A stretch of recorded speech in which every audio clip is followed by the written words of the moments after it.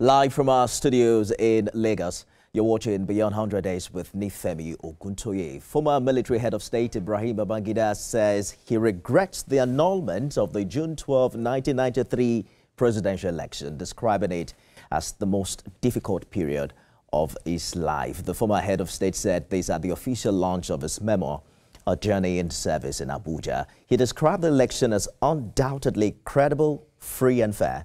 But the tragic irony of history remains that his administration, which devised a near-perfect electoral system and conducted a near-perfect election, could not complete the process.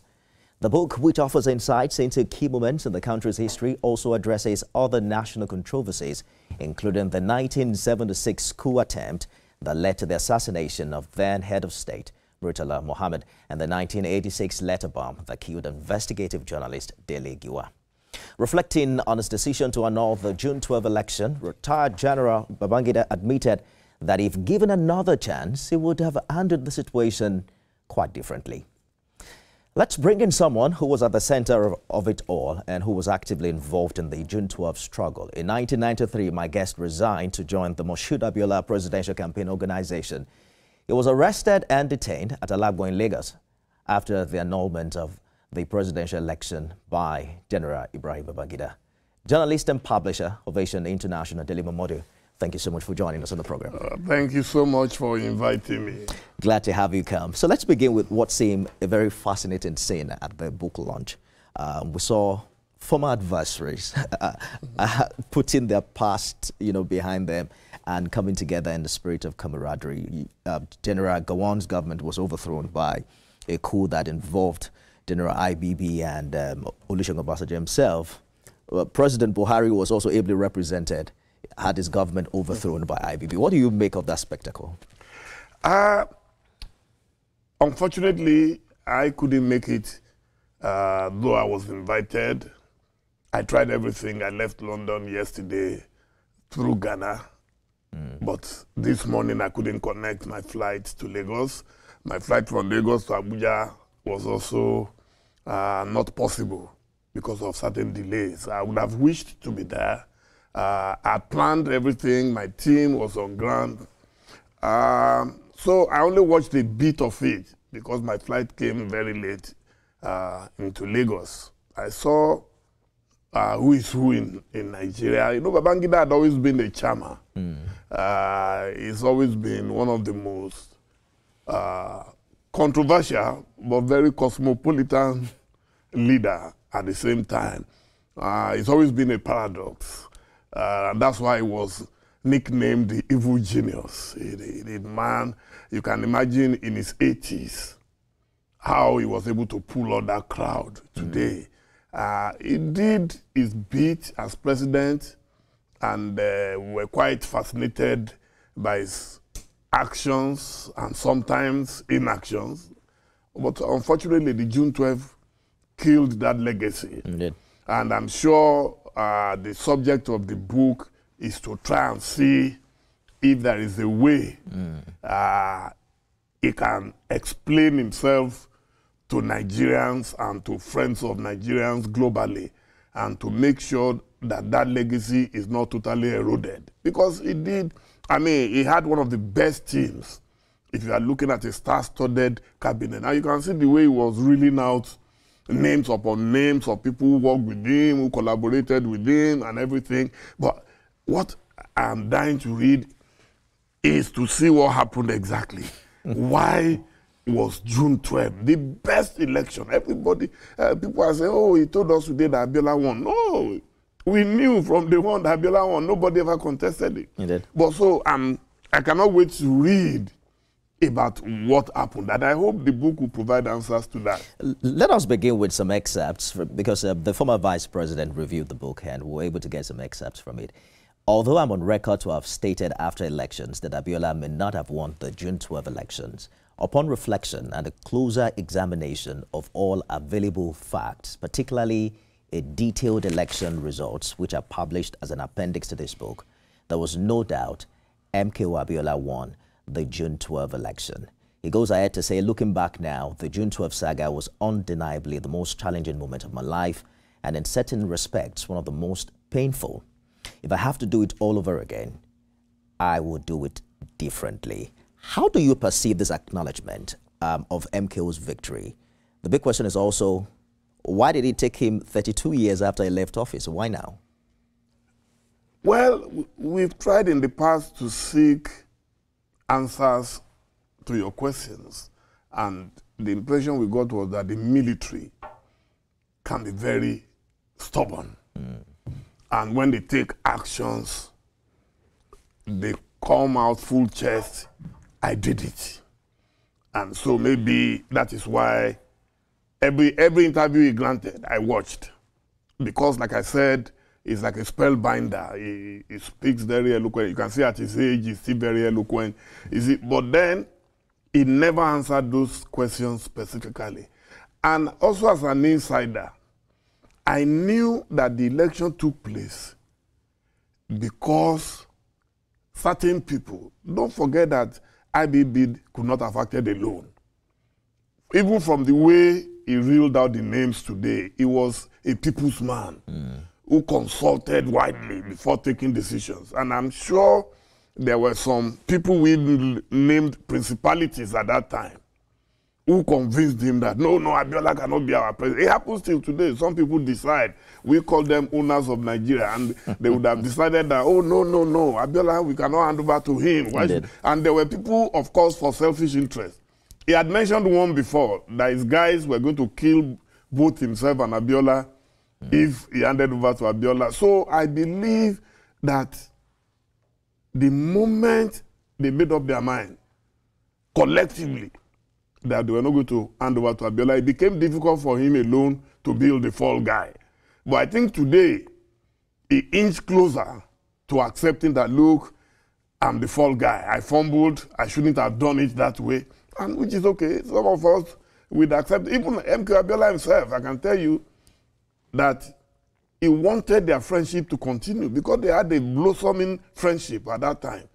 But unfortunately, I don't know why it was so difficult for them to reverse, because they had at least a few days and weeks to reverse that decision, and Nigerians would have applauded and given them a standing ovation, but they missed that chance. Even in acknowledging MKO's victory, in his speech today, he did say we acted in supreme interest, in supreme national interest. And I'm sure that's what many people want to find out. He went ahead to also say that he has paid a huge part of his debt. Do you think this will, in a way, refine his legacy, you know, following the big fall that happened after, you know, the big perception about what he did in annulling that election? Well, I will have to read the book to know precisely what he's talking about. But as I said, you must respect his decision. That is his personal decision. And I'm happy that he's living with it. And he's taking full responsibility for that action, which threw Nigeria into total chaos. In fact, I don't think we have recovered from that action till today.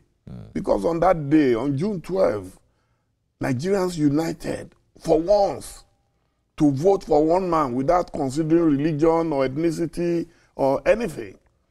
And we missed that opportunity. Today, we are fighting on accounts of religion, of ethnicity, and all whatnot.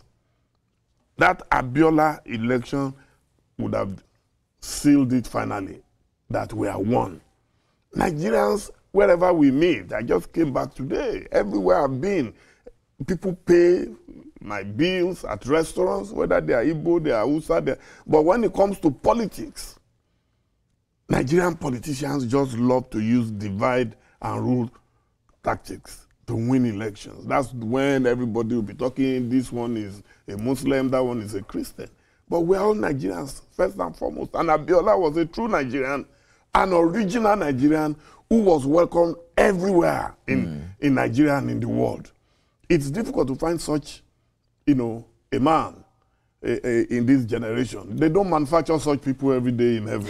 Interestingly, IBB also took some part of the glory because we make reference to 1993 election as free, fair, and credible. And he says that he led an administration that devised a near-perfect electoral system and conducted the near-perfect election, but could not complete the process. Yes, but it became imperfect, a near perfect, yes, but it became imperfect with that annulment. Immediately that happened, that killed it. You know, it's like you give birth to your own baby, very beautiful, bouncing baby, and suddenly you just decide to snuff life out of the baby. That's what happened on June 12th. And that's why we are still talking about it. Look at how many years, how many decades it has taken us, you know, to get this far. And I'm telling you, even with this book, I'm sure there will still be many controversies. Absolutely. We have some insights already. The fact that he's expressed satisfaction with former President Buhari's decision to honor MKO Abiola posthumously and recognize June 12 as Nigeria's Democracy Day. What's your take on that development, and how does it rub off on his legacy? Well, I mean, what he couldn't do, I believe President Muhammadu Buhari did it. We all thanked him at that time, though we felt it was belated. And also, we felt that he also was playing to the gallery, that he used it for political reasons. You know, in Nigeria, when the witch cries today and the child dies tomorrow, everybody knows what happened. So we're not too sure that Buhari was a great fan of Abiola, but at least he played that game and he played it very well. We're going to take a short break. When we return, we'll go personal with you because you were arrested and detained by IBB himself. I want to find out if you've forgiven him. But that'll be right after this break. Stay with us, everyone.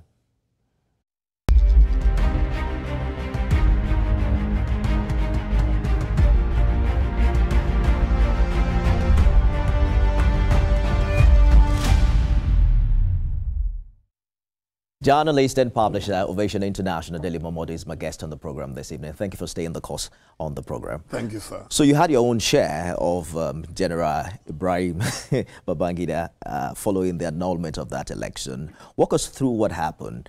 And then watching him years after, what sense do you feel, a sense of perhaps now that he has acknowledged you have been absolved, and have you truly forgiven him? Oh, I forgave him long ago. I'm a Christian. And the Holy Book says you must forgive your enemies, your traducers 70 times, 7 times. So I followed that injunction in the Bible. I can get angry with people and almost immediately you see me playing with them. A lot of people have attacked me. Oh, why do you romance your enemies or the enemies of Abiola? But as a disciple of Abiola, I knew that Abiola forgave people easily. Abiola was not a vindictive person, and that's what made him who he was, and that's why he could achieve what he achieved. I follow in his trajectory very religiously. You know, for me, it's interesting that I was in Chief Abiola's house. This must have been end of July 1993. He asked me to come for some documents, and I got there about 2 p.m., but I didn't get to see him until 4 a.m., and the whole house was empty. So by the time he came, he was in a very, very private meeting. Then he came in and said, Dele won. You know, he had a way of calling people by nicknames. He said, Dele won. I'm very sorry. I've been in meetings. I've kept you. And that night, my friend, Meyoaki Pelu, was having his bachelor's eve. Okay. So I missed it. Like I'm playing Tropicana somewhere in Adeni Jones. So Chief came, gave me the documents, which I was supposed to take to Tell magazine. To Mr. Kola Wole Lori, you know, he was living somewhere around Akuojo. So I left.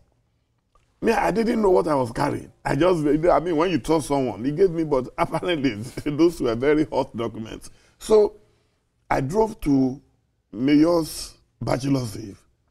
I got there, they were just finishing the event. But I was in the mood because I'd been sitting down all night waiting for Chief. Then I said, let me go to water parks, you know, where Shino Peters was playing. I got there too. Shino was just finishing. Then I left there, went to night shift to go and see Governor Ken Olumese. And he sat me down and said, hey, let's have sandwiches and some coffee. I didn't know I was being trailed by security people. So eventually, I went to Mr. Kola Ilori's place, delivered what I needed to deliver, then went to my house in Ojodu, somewhere in Adigboduja, where I was staying at the time. And a few minutes after I entered bed, my wife rushed into the bedroom. Hey, Ajani, Ajani, Ajani, some people are banging on the door. I said, who's banging on my door? He said, she doesn't know. And as the only man in the house, I came out. And I asked, I said, please, who are you? He said, we're from police headquarters. What have I done? You have to open your door, otherwise we'll break it down. To cut a long story short, that was how I was taken away to Moloney at that time. And then they came back later to search my apartment, and they picked some documents, and they said they were seditious, whatever. So I was in a Alagbon detention camp for over a week before they took me to a magistrate court. But what you must also note is that Babangida, despite everything, people could still negotiate with him. Unlike Abacha that came later, and we had to all run away. For their life. For their life, you know. So they were trying to persuade me I should leave Abiola alone. Anybody who knows me knows that I'm a one-way person. If I follow you, I'll follow you just like that. So for me, I forgave him. We've met a couple of times. I'm friends with his family. His wife had always liked me because of the exclusive stories I did about the family when they were in Dodam Barracks. Okay. When they were going to have their last baby, you know, in Dodam Barracks, I wrote the exclusives, how she was exercising.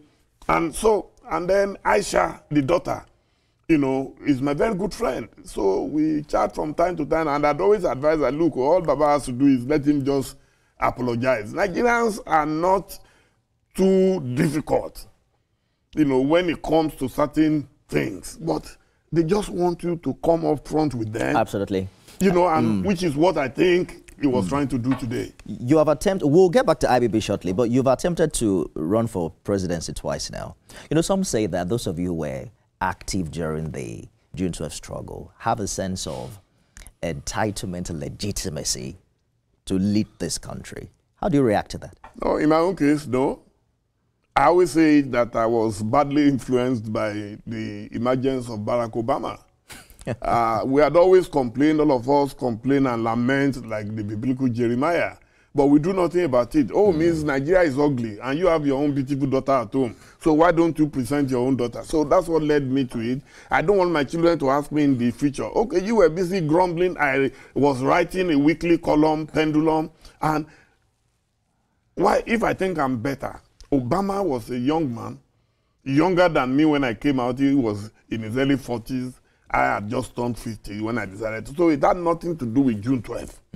I believed in myself, and I still believe in myself, that I can lead a good country with discipline, with focus, with tenacity, with courage, and especially if you can relate to everybody. If you've studied the story of my life, you see that I did not just follow Abiola. I took a lot of things from him. All right. In terms of networking. And so that's what led to it. Watching that book launch today, you see a whole generation of leaders, and give it to them. I mean, the former vice president was saying that IBB's class, you know, there were like 2 presidents, 4 governors. I mean, it was first class.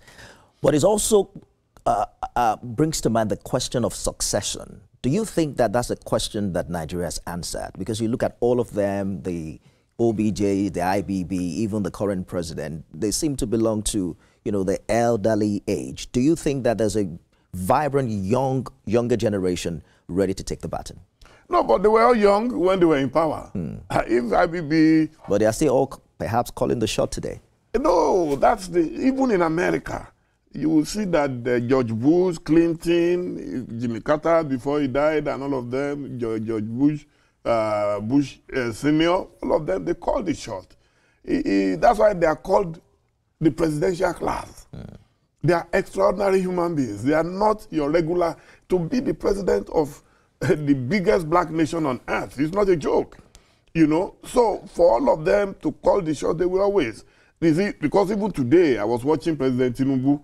We joined forces to fight IBB and to fight Abacha at that time. But today, you will not see him address IBB the way we were addressing them in those days. So that's the way life is.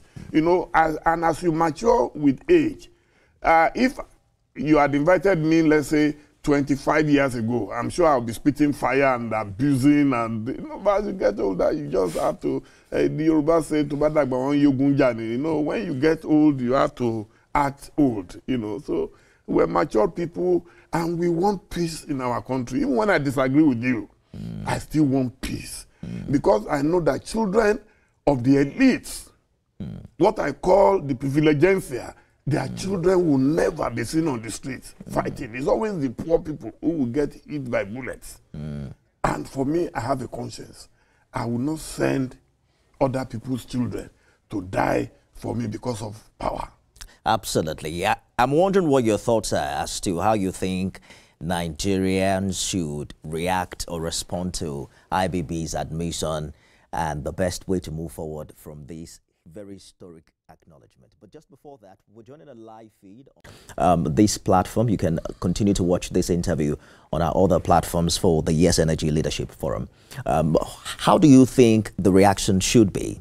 How do we move forward from this historic acknowledgement? Oh, I think Nigerians already moved forward. I mean, you accept what you cannot change. We accepted it. We didn't like it. We didn't forget it, and we're not likely to forget it. But the principal actor coming out to say, hey, I was wrong, that's good enough. Do you think it has added anything substantially to Abiola's legacy, or it's just a symbolic statement? No. Abiola's legacy would always be intact. On June 12th, God decided to purify Abiola and to cleanse him of all his sins. Because none of us, we're all mortals, none of us is perfect. But Abiola became a saint. The deification of Abiola happened on that day. And God gave him that chance. It doesn't happen to everyone. It's not everyone that will have that chance while on earth to become a saint. Martyrdom is something very, very special. Absolutely. It's now 2025, 1993, active in the struggle. Are you seeing signs of progress democratically in Nigeria? Or what are those challenges you think have remained, from 1993 till now? There are things I would not want to say because of where I am. But I'm worried about our democracy. Very, very worried. And the reason is simple. Democracy should give all of us freedom to run and act sensibly. But a situation where it is winner takes all, and it is absolute power, and in a civilian regime, you begin to see traces and symptoms of dictatorship. It worries me, and that's why I've always appealed, especially to my big brother, the current president, that look, you can fail in everything, sir, but make sure you don't fail to deepen democracy. If they defeat you, they defeat you. If you defeat us, opposition, defeat us. That is my position. It's nothing personal. You see, that's why it's democracy. Look, President Tinubu became an idol to a lot of us because he stood stoutly against dictatorship. Because he stood, even when Obasanjo came and Obasanjo was giving Lagos problems, he stood firm, and we stood by him. When they took him to Code of Conduct Tribunal, we all rose up and said, no, you cannot witch hunt a man because of his political leaning. So I pray that will continue, and that's what democracy is all about. Looking forward to read the book, right? Oh, no, I can't wait to read it. I will see Uncle Yemi Ogunbi, who was kind enough to invite me. Thank you so much for coming. Thank you, sir. And good to see you again. Well, that's our show today, everyone. Thanks for being a part of it. You can watch it all over again at midnight and at 6 a.m. tomorrow. I am Nifemi Oguntoye.